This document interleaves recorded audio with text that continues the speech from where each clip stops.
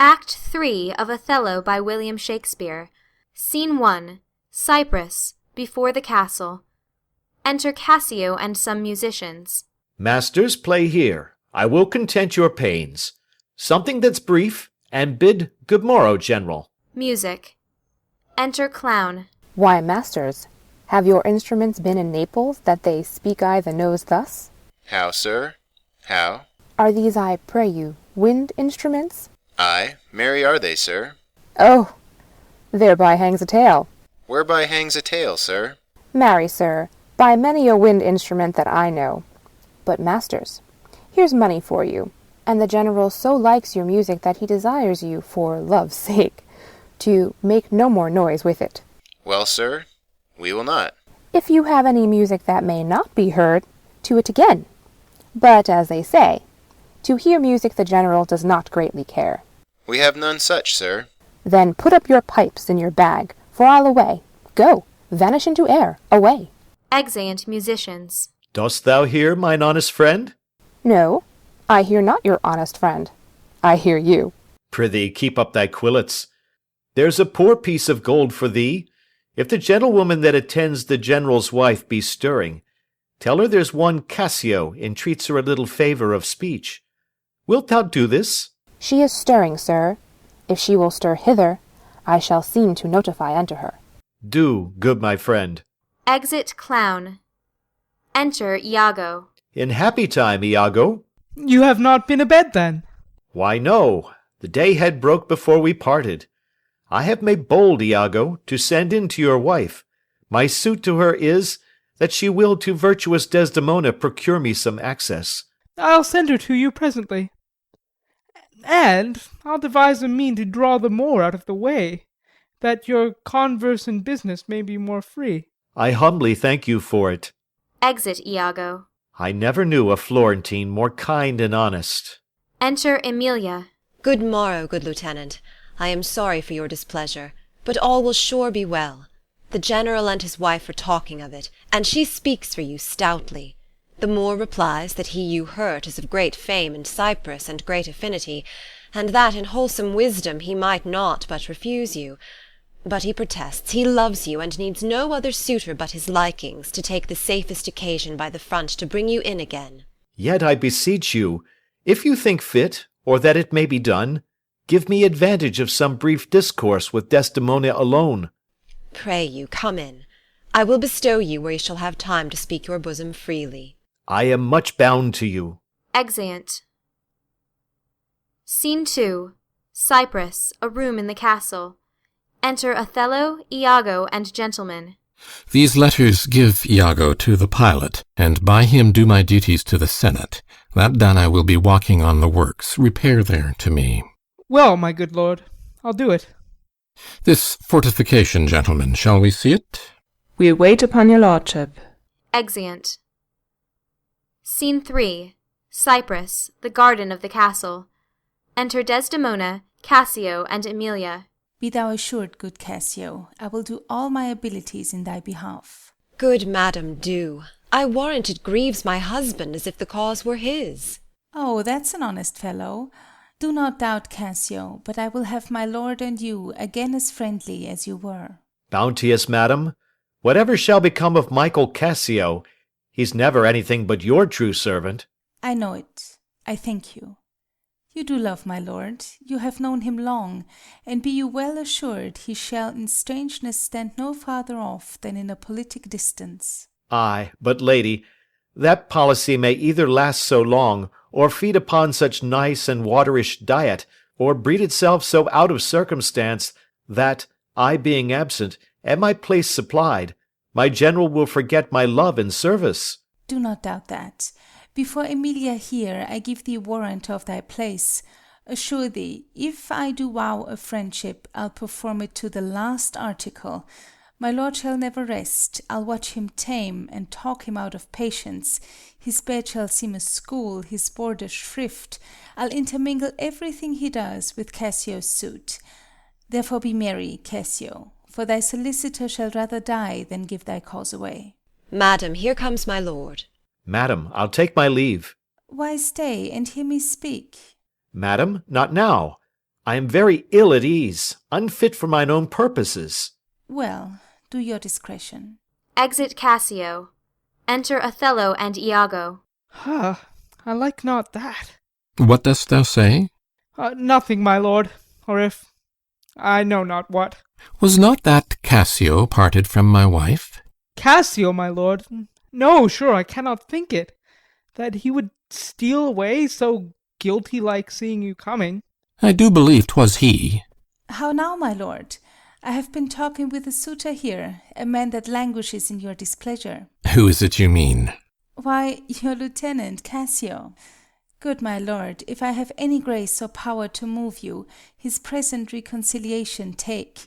For if he be not one that truly loves you, that errs in ignorance and not in cunning, I have no judgment in an honest face. I prithee, call him back. Went he hence now? Ay, sooth, so humbled that he hath left part of his grief with me, to suffer with him. Good love, call him back. Not now, sweet Desdemon, some other time. But shalt be shortly. The sooner, sweet, for you. Shalt be to-night at supper. No, not tonight. To-morrow dinner, then. I shall not dine at home. I meet the captains at the citadel. Why then, to-morrow night, or Tuesday morn, on Tuesday noon or night, on Wednesday morn. I prithee, name the time, but let it not exceed 3 days. In faith he is penitent, and yet his trespass in our common reason, save that they say the wars must make examples out of their best, is not almost a fault to incur a private check. When shall he come? Tell me, Othello, I wonder in my soul what you would ask me, that I should deny or stand so mammering on. What, Michael Cassio, that came a-wooing with you, and so many a time when I have spoke of you dispraisingly, hath taken your part, to have so much to do to bring him in. Trust me, I could do much. Prithee, no more. Let him come when he will. I will deny thee nothing. Why, this is not a boon. 'Tis as I should entreat you wear your gloves, or feed on nourishing dishes, or keep you warm, or sue to you to do a peculiar profit to your own person. Nay, when I have a suit wherein I mean to touch your love indeed, it shall be full of poise and difficult weight, and fearful to be granted. I will deny thee nothing. Whereon I do beseech thee grant me this, to leave me but a little to myself. Shall I deny you? No. Farewell, my lord. Farewell, my Desdemona. I'll come to thee straight. Emilia, come. Be as your fancies teach you. Whatever you be, I am obedient. Exit with Emilia. Excellent wretch, perdition catch my soul, but I do love thee, and when I love thee not, chaos is come again. My noble lord. What dost thou say, Iago? Did Michael Cassio, when you wooed my lady, know of your love? He did, from first to last. Why dost thou ask? But for a satisfaction of my thought. No further harm. Why of thy thought, Iago? I did not think he had been acquainted with her. Oh, yes, and went between us very oft. Indeed. Indeed, ay, indeed. Discernest thou aught in that? Is he not honest? Honest, my lord. Honest, ay, honest. My lord, for aught I know. What dost thou think? Think, my lord? Think, my lord. By heaven, he echoes me, as if there were some monster in his thought too hideous to be shown. Thou dost mean something. I heard thee say even now thou likest not that when Cassio left my wife. What didst not like? And when I told thee he was of my counsel in my whole course of wooing, thou criedst indeed, and didst contract and purse thy brow together, as if thou then hadst shut up in thy brain some horrible conceit. If thou dost love me, show me thy thought. My lord, you know I love you. I think thou dost, and for I know thou art full of love and honesty, and weighest thy words before thou givest them breath. Therefore these stops of thine fright me the more. For such things in a false disloyal knave are tricks of custom, but in a man that's just, they are close delations working from the heart that passion cannot rule. For Michael Cassio, I dare be sworn I think that he is honest. I think so too. Men should be what they seem, or those that be not, would they might seem none. Certain men should be what they seem. Why, then, I think Cassio's an honest man. Nay, yet there's more in this. I prithee speak to me as to thy thinkings, as thou dost ruminate, and give thy worst of thoughts the worst of words. Good my lord, pardon me. Though I am bound to every act of duty, I am not bound to that all slaves are free to. Utter my thoughts? Why, say they are vile and false. As, where's that palace whereunto foul things sometimes intrude not? Who has a breast so pure, but some uncleanly apprehensions keep leets and law days, and in session sit, with meditations lawful? Thou dost conspire against thy friend, Iago, if thou but thinkest him wronged, and makest his ear a stranger to thy thoughts. I do beseech you, though I perchance am vicious in my guess, as, I confess, it is my nature's plague to spy into abuses, and of my jealousy shape faults that are not, that your wisdom yet, from one that so imperfectly conceits, would take no notice, nor build yourself a trouble out of his scattering and unsure observance. It were not for your quiet, nor your good, nor for my manhood, honesty, or wisdom to let you know my thoughts. What dost thou mean? Good name, in man and woman, dear my lord, is the immediate jewel of their souls. Who steals my purse steals trash. 'Tis something, nothing. 'Twas mine, 'tis his, and has been slave to thousands. But he that filches from me my good name robs me of that which not enriches him, and makes me poor indeed. By heaven, I'll know thy thoughts. You cannot, if my heart were in your hand, nor shall not, whilst 'tis in my custody. Ha! Oh, beware, my lord, of jealousy. It is the green-eyed monster which doth mock the meat it feeds on. That cuckold lives in bliss, who, certain of his fate, loves not his wronger. But oh, what damned minutes tells he o'er, who dotes, yet doubts, suspects, yet strongly loves. Oh, misery! Poor and content is rich, and rich enough. But riches finless is as poor as winter to him that ever fears he shall be poor. Good heaven, the souls of all my tribe defend from jealousy. Why is this? Thinkest thou I'd make a life of jealousy, to follow still the changes of the moon with fresh suspicions? No, to be once in doubt is once to be resolved. Exchange me for a goat when I shall turn the business of my soul to such exsufflicate and blown surmises matching thy inference. 'Tis not to make me jealous to say my wife is fair, feeds well, loves company, is free of speech, sings, plays, and dances well. Where virtue is, these are more virtuous. Nor from mine own weak merits will I draw the smallest fear or doubt of her revolt, for she had eyes, and chose me. No, Iago, I'll see before I doubt. When I doubt, prove. And on the proof, there is no more but this, away at once with love or jealousy. I am glad of it, for now I shall have reason to show the love and duty that I bear you with franker spirit. Therefore, as I am bound, receive it from me. I speak not yet of proof. Look to your wife. Observe her well with Cassio. Wear your eye thus, not jealous nor secure. I would not have your free and noble nature out of self-bounty be abused. Look to it. I know our country disposition well. In Venice they do let heaven see the pranks they dare not show their husbands.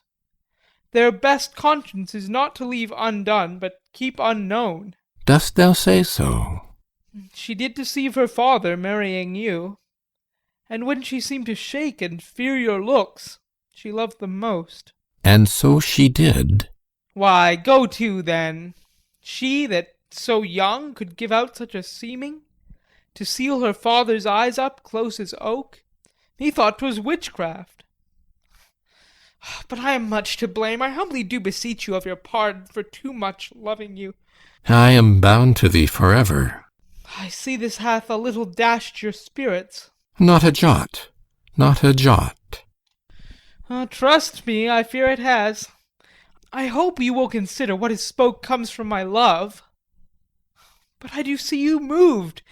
I am to pray you not to strain my speech to grosser issues, nor to larger reach than to suspicion. I will not. Should you do so, my lord, my speech should fall into such vile success, which my thoughts aimed not.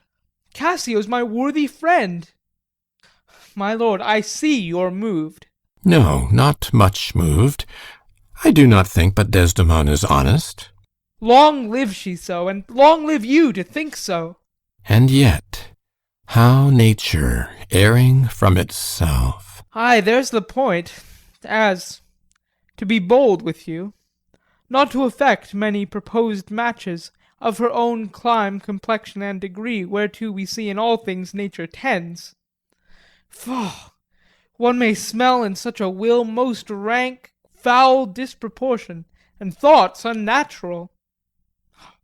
But pardon me, I do not in position distinctly speak of her, though I may fear her will, recoiling to her better judgment, may fail to match you with her country forms, and happily repent. Farewell, farewell. If more thou dost perceive, let me know more. Set on thy wife to observe. Leave me, Iago. Going. My lord, I take my leave. Why did I marry? This honest creature doubtless sees and knows more, much more, than he unfolds. Returning. My lord, I would I might entreat your honour to scan this thing no further. Leave it to time. Though it be fit that Cassio have his place, for sure he fills it up with great ability, yet if you please to hold him off a while, you shall by that perceive him and his means. Note if your lady strain his entertainment with any strong or vehement importunity. Much will be seen in that. In the meantime, let me be thought too busy in my fears, as worthy cause I have to fear I am.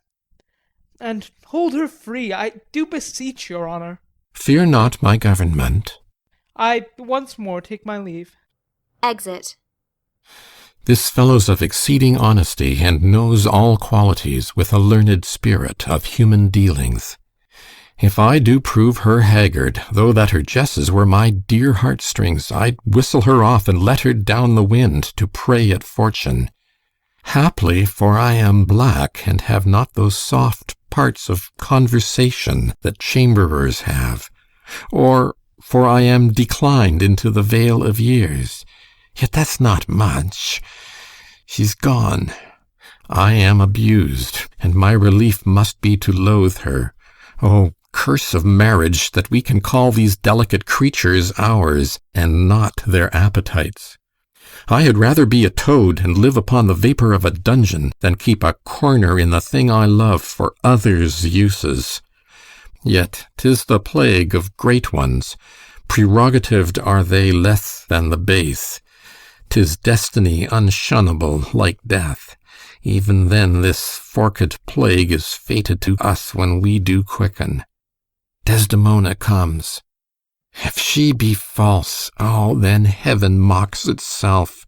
I'll not believe it. Re-enter Desdemona and Emilia. How now, my dear Othello? Your dinner and the generous islanders by you invited do attend your presence. I am to blame. Why do you speak so faintly? Are you not well? I have a pain upon my forehead, here. Faith, that's with watching. 'Twill away again. Let me but bind it hard. Within this hour it will be well. Your napkin is too little. He puts the handkerchief from him, and she drops it. Let it alone. Come, I'll go in with you. I am very sorry that you are not well. Exeunt Othello and Desdemona. I am glad I have found this napkin. This was her first remembrance from the moor. My wayward husband hath 100 times wooed me to steal it, but she so loves the token, for he conjured her she should ever keep it, that she reserves it evermore about her to kiss and talk to. I'll have the work ta'en out and give it Iago. What he will do with it, heaven knows, not I. I nothing but to please his fantasy. Re-enter Iago. How now? What do you here alone? Do not you chide. I have a thing for you. A thing for me? It is a common thing. Huh? To have a foolish wife. Oh, is that all? What will you give me now for that same handkerchief? What handkerchief? What handkerchief? Why, that the Moor first gave to Desdemona, that which so often you did bid me steal. Hast stolen it from her? No, faith, she let it drop by negligence, and to the advantage I being here took it up. Look, here it is. A good wench. Give it me. What will you do with't, that you have been so earnest to have me filch it? Snatching it. Why, what's that to you?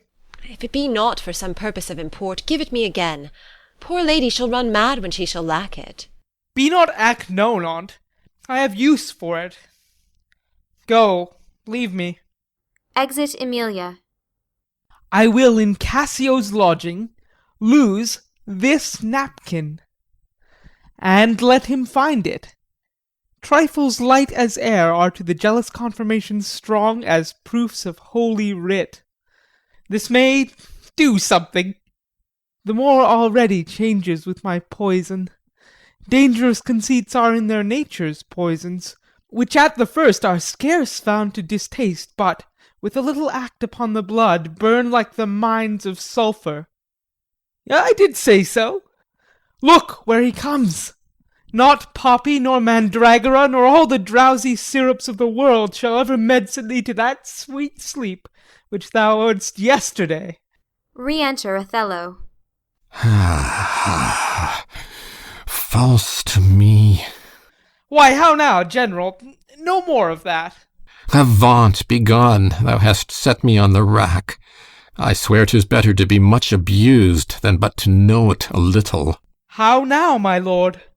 What sense had I of her stolen hours of lust? I saw it not, thought it not, it harmed not me. I slept the next night well, was free and merry. I found not Cassio's kisses on her lips. He that is robbed, not wanting what is stolen, let him not know it, and he's not robbed at all. I am sorry to hear this. I had been happy if the general camp, pioneers and all, had tasted her sweet body, so I had nothing known. Oh, now for ever farewell the tranquil mind, farewell content, farewell the plumed troop and the big wars that make ambition virtue. Oh, farewell. Farewell the neighing steed and the shrill trump, the spirit-stirring drum, the ear-piercing fife, the royal banner, and all quality, pride, pomp, and circumstance of glorious war. And, oh, you mortal engines, whose rude throats the immortal Jove's dead clamours counterfeit, farewell! Othello's occupation's gone. Is't possible, my lord? Villain, be sure thou prove my love a whore. Taking him by the throat. Be sure of it. Give me the ocular proof, or by the worth of man's eternal soul, thou hadst been better have been born a dog than answer my waked wrath. Is't come to this? Make me to see it, or at the least so prove it that the probation bear no hinge nor loop to hang a doubt on, or woe upon thy life. My noble lord! If thou dost slander her and torture me, never pray more. Abandon all remorse. On horror's head horrors accumulate. Do deeds to make heaven weep, all earth amazed. For nothing canst thou to damnation add greater than that. Oh, grace! Oh, heaven, defend me! Are you a man? Have you a soul or sense? God be with you! You take mine office! Oh, wretched fool that lives to make thine honesty a vice! Oh, monstrous world! Take note, take note! Oh, world, to be direct and honest is not safe!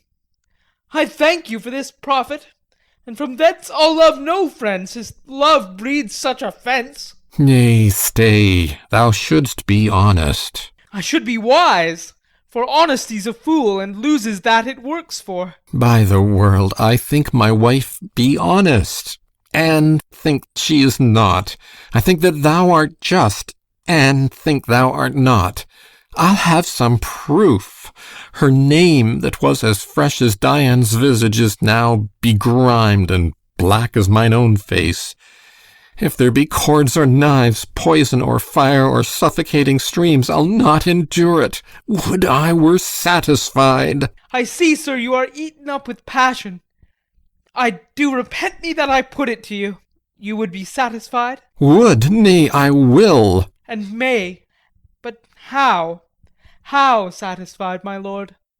Would you, the supervisor, grossly gape on, behold her tupped? Death and damnation, oh! It were a tedious difficulty, I think, to bring them to that prospect. Damn them, then, if ever mortal eyes do see them bolster more than their own. What then? How then? What shall I say? Where is satisfaction? It is impossible you should see this were they as prime as goats, as hot as monkeys, as salt as wolves in pride, and fools as gross as ignorance made drunk. But yet I say, if imputation and strong circumstances, which lead directly to the door of truth, will give you satisfaction, you may have't. Give me a living reason she's disloyal. I do not like the office, but sith I am entered in this cause so far, pricked to it by foolish honesty and love, I will go on. I lay with Cassio lately, and being troubled with a raging tooth, I could not sleep. There are a kind of men so loose of soul, that in their sleeps will mutter their affairs. One of this kind is Cassio. In sleep I heard him say, "Sweet Desdemona, let us be wary, let us hide our loves." And then, sir, would he gripe and wring my hand, cry, "Oh, sweet creature," and then kiss me hard, as if he plucked up kisses by the roots that grew upon my lips. Then laid his leg over my thigh, and sighed and kissed, and then cried, "Cursed fate that gave thee to the Moor." Oh, monstrous, monstrous! Nay, this was but his dream. But this denoted a foregone conclusion. 'Tis a shrewd doubt, though it be but a dream. And this may help to thicken other proofs that do demonstrate thinly. I'll tear her all to pieces. Nay, but be wise. Yet we see nothing done. She may be honest yet. Tell me this. Have you not sometimes seen a handkerchief spotted with strawberries in your wife's hand? I gave her such a one. 'Twas my first gift. I know not that. But such a handkerchief, I'm sure it was your wife's, did I today see Cassio wipe his beard with. If it be that. If it be that, or any that was hers, it speaks against her with the other proofs. Oh, that the slave had 40,000 lives. One is too poor, too weak for my revenge. Now do I see 'tis true. Look here, Iago, all my fond love thus do I blow to heaven. 'Tis gone. Arise, black vengeance, from thy hollow cell. Yield up, O love, thy crown and hearted throne to tyrannous hate. Swell, bosom, with thy fraught, for 'tis of aspics' tongues. Yet be content. Oh, blood, blood, blood. Patience, I say. Your mind, perhaps, may change. Never, Iago, like to the Pontic Sea, whose icy current and compulsive course ne'er feels retiring ebb, but keeps due on to the Propontic and the Hellespont, even so my bloody thoughts with violent pace shall ne'er look back, ne'er ebb to humble love, till that a capable and wide revenge swallow them up. Now, by yond marble heaven, in the due reverence of a sacred vow, Kneels. I here engage my words. Do not rise yet. Kneels. Witness, you ever-burning lights above, you elements that clip us round about. Witness that here Iago doth give up the execution of his wit, hands, heart, to wronged Othello's service. Let him command, and to obey shall be in me remorse. What bloody business ever? They rise. I greet thy love not with vain thanks, but with acceptance bounteous, and will upon the instant put thee to't. Within these 3 days let me hear thee say that Cassio's not alive. My friend is dead. 'Tis done at your request. But let her live. Damn her, lewd minx, oh, damn her! Come, go with me apart. I will withdraw to furnish me with some swift means of death for the fair devil. Now art thou my lieutenant. I am your own, forever. Exeunt. Scene 4. Cyprus, before the castle. Enter Desdemona, Emilia, and Clown. Do you know, Sirrah, where Lieutenant Cassio lies? I dare not say he lies anywhere. Why, man? He's a soldier, and for one to say a soldier lies is stabbing. Go to... Where lodges he? To tell you where he lodges is to tell you where I lie. Can anything be made of this? I know not where he lodges, and for me to devise a logic and say he lies here or he lies there, were to lie in mine own throat. Can you inquire him out, and be edified by report? I will catechize the world for him. That is, make questions and by them answer. Seek him, bid him come hither, tell him I have moved my lord on his behalf, and hope all will be well. To do this is within the compass of man's wit, and therefore I will attempt the doing it. Exit. Where should I lose that handkerchief, Emilia? I know not, madam. Believe me, I had rather have lost my purse full of cruzados, and but my noble Moor is true of mind, and made of no such baseness as jealous creatures are. It were enough to put him to ill thinking. Is he not jealous? Who, he? I think the sun where he was born drew all such humours from him. Look where he comes. I will not leave him now till Cassio be called to him. Enter Othello. How is't with you, my lord? Well, my good lady. Aside. Oh, hardness to dissemble. How do you do, Desdemona? Well, my good lord. Give me your hand. This hand is moist, my lady. It yet hath felt no age, nor known no sorrow. This argues fruitfulness and liberal heart. Hot, hot and moist. This hand of yours requires a sequester from liberty. Fasting and prayer, much castigation, exercise devout. For here's a young and sweating devil here that commonly rebels. 'Tis a good hand, a frank one. You may indeed say so, for 'twas that hand that gave away my heart. A liberal hand. The hearts of old gave hands, but our new heraldry is hands, not hearts. I cannot speak of this. Come now, your promise. What promise, Chuck? I have sent to bid Cassio come speak with you. I have a salt and sorry rheum offends me. Lend me thy handkerchief.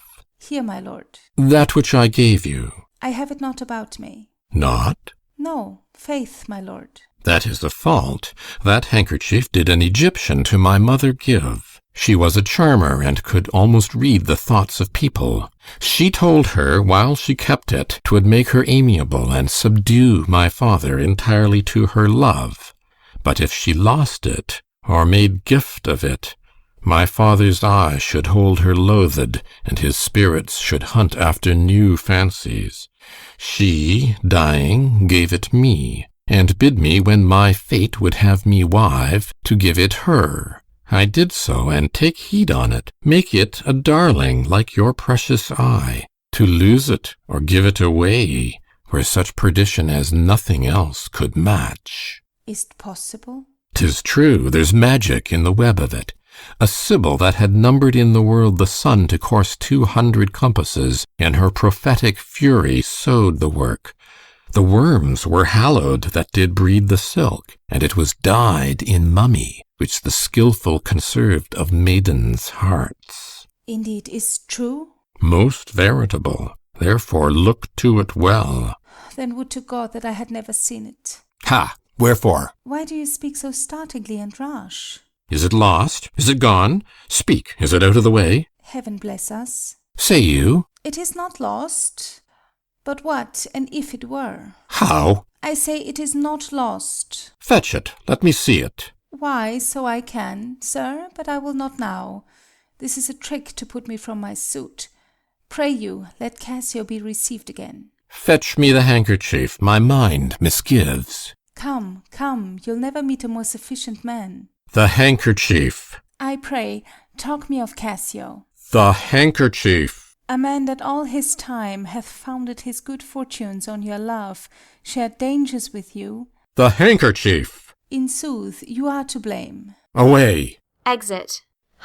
Is not this man jealous? I ne'er saw this before. Sure there's some wonder in this handkerchief. I am most unhappy in the loss of it. 'Tis not a year or 2 shows us a man. They are all but stomachs, and we all but food. They eat us hungerly, and when they are full, they belch us. Look you, Cassio and my husband. Enter Cassio and Iago. There is no other way. 'Tis she must do it. And lo, the happiness! Go and importune her. How now, good Cassio? What's the news with you? Madam, my former suit. I do beseech you that by your virtuous means I may again exist and be a member of his love, whom I, with all the office of my heart, entirely honour. I would not be delayed. If my offence be of such mortal kind, that not my service past, nor present sorrows, nor purposed merit in futurity can ransom me into his love again, but to know so must be my benefit. So shall I clothe me in a forced content, and shut myself up in some other course, to fortune's alms. Alas, thrice gentle Cassio, my advocation is not now in tune. My lord is not my lord, nor should I know him were he in favour as in humour altered. So help me every spirit sanctified, as I have spoken for you all my best, and stood within the blank of his displeasure for my free speech. You must awhile be patient. What I can do, I will, and more I will than for myself I dare. Let that suffice you. Is my lord angry? He went hence but now, and certainly in strange unquietness. Can he be angry? I have seen the cannon when it hath blown his ranks into the air, and like the devil from his very arm puffed his own brother. And can he be angry? Something of moment, then. I will go to meet him. There is matter in it, indeed, if he be angry. I prithee, do so. Exit Iago. Something sure of state, either from Venice or some unhatched practice made demonstrable here in Cyprus to him, hath puddled his clear spirit, and in such cases men's natures wrangle with inferior things, though great ones are their object. 'Tis even so, for let our finger ache, and it induce our other healthful members even to that sense of pain. Nay, we must think men are not gods, nor of them look for such observancy as fits the bridal. Beshrew me much, Emilia, I was, unhandsome warrior as I am, arraigning his unkindness with my soul. But now I find I had suborned the witness, and he's indicted falsely. Pray heaven it be state matters as you think, and no conception nor no jealous toy concerning you. Alas the day, I never gave him cause. But jealous souls will not be answered so. They are not ever jealous for the cause, but jealous for they are jealous. 'Tis a monster begot upon itself, born on itself. Heaven keep that monster from Othello's mind. Lady, amen. I will go seek him. Cassio, walk hereabout. If I do find him fit, I'll move your suit, and seek to effect it to my uttermost. I humbly thank your ladyship. Exeunt Desdemona and Emilia. Enter Bianca. Save you, friend Cassio. What make you from home? How is it with you, my most fair Bianca? In faith, sweet love, I was coming to your house. And I was going to your lodging, Cassio. What, keep a week away? 7 days and nights? 8 hours? And lovers' absent hours, more tedious than the dial 8 times? Oh, weary reckoning! Pardon me, Bianca. I have this while with leaden thoughts been pressed, but I shall in a more continuate time strike off this score of absence. Sweet Bianca, Giving her Desdemona's handkerchief. take me this work out. Oh, Cassio, whence came this? This is some token from a newer friend. To the felt absence now I feel the cause. Is it come to this? Well, well. Go to, woman. Throw your vile guesses in the devil's teeth from whence you have them. You are jealous now that this is from some mistress, some remembrance. No, in good troth, Bianca. Why, whose is it? I know not neither. I found it in my chamber. I like the work well. Ere it be demanded, as like enough it will, I'd have it copied. Take it, and do it, and leave me for this time. Leave you? Wherefore? I do attend here on the general, and think it no addition nor my wish to have him see me womaned. Why, I pray you? Not that I love you not. But that you do not love me. I pray you, bring me on the way a little, and say if I shall see you soon at night. 'Tis but a little way that I can bring you, for I attend here, but I'll see you soon. 'Tis very good. I must be circumstanced. Exeunt. End of Act 3.